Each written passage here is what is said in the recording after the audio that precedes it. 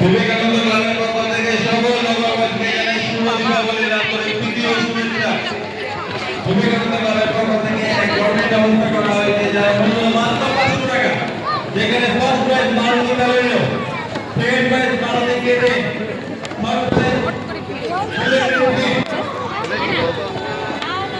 এর ওপেন করলে কিন্তু দেখা শোনা যাবে ভিতরে ঢুকতেই লাগবে।